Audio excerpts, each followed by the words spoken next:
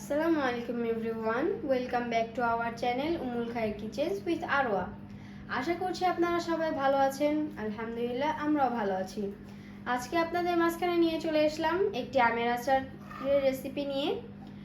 আমের আচারটির নাম হচ্ছে টক ঝাল মিষ্টি আমের কুচি আচার।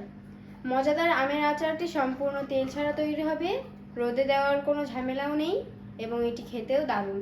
এটা ফ্রিজে রাখলে 1 থেকে 2 মাস রেখে খেতে পারবেন। তো চলুন আর দেরি না করে রেসিপিটা দেখে নেওয়া যাক। মজাদার টক ঝাল মিষ্টি আমের কুচি আচার বানানোর জন্য আমাদের যা যা লাগছে তা হলো আম, চিনি, পাঁচফোড়ন, হলুদের গুঁড়া, মরিচের গুঁড়া এবং লবণ। তো শুরুতেই আমরা আমটাকে কুচি করে নিব এবং পাঁচফোড়নটাকে ভেজে গুঁড়ো করে নিব। তো প্রথমেই এখানে আমরা দিয়ে দিচ্ছি আমের কুচি। এবার দিয়ে দেব চিনি 250 গ্রাম। আমরা চিনিটা একটু অল্প দিচ্ছি যাতে আচারটা টক ঝাল মিষ্টি হয়। এবার আমরা এটাকে 2 ঘন্টা রেখে দিব যাতে চিনিটা আমের মধ্যে যায়। তো আমরা 2 ঘন্টা পরে ফিরে এসেছি।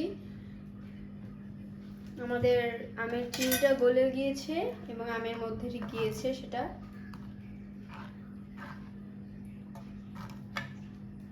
আমরা এটা থেকে কিন্তু কোনো পানি ব্যবহার করিনি। তো এবার আমরা এটাকে চুলায় বসিয়ে দিব। এবার এটাকে আমরা চুলায় জাল করে নিচ্ছি এবং এটির ভিতরে দিয়ে দিচ্ছি লবণ পরিমাণ মতো, হলুদের গুঁড়া, মরিচের গুঁড়া সামান্য, এবং এটা দিলে হালকা সুন্দর লাল হবে। দিয়ে দিব আমরা পাঁচফোড়নের গুঁড়োটা। এবার ভালো করে এটাকে মিশিয়ে নিতে হবে এবং আমাদের থিকনেসটা হবে এরকম। তো এবার আমরা এটাকে নামিয়ে নিচ্ছি। এই তো আমরা সার্ভ করে নিলাম আমাদের আমের কুচি আচার। এটা আপনারা ভাত, খিচুড়ি, পোলাও সব কিছুর সাথেই পরিবেশন করতে পারবেন। তো আর সময় নষ্ট না করে খুব সহজে ঝটপট বাসায় বানিয়ে ফেলুন আর বেশি বেশি সার্ভ করুন।